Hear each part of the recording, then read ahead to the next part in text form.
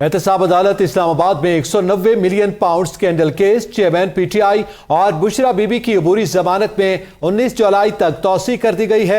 आइंदा समाअत पर chairman PTI और बुशरा बीबी की अबूरी जमानत पर हतमी दलाइल भी तलब कर लिए गए हैं। दौरान समाअत पर चेयरमैन पीटीआई की आज हाजिरी से इस्तिस्ना की दरख्वास्त दायर की गई थी। सवाल से बात करते हैं जमान मुगल से। जी जमान मुगल, आगाह कीजिएगा।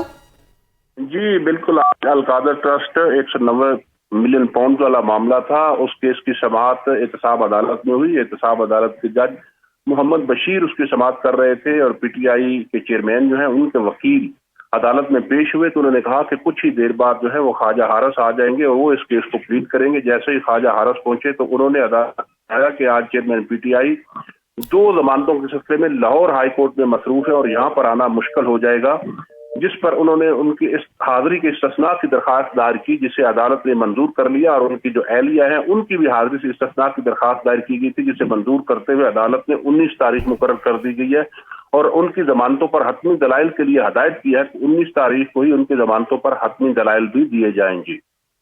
जी बहुत शुक्रिया, जमान मुगल हमें तफसीलात से आगाह कर रहे थे।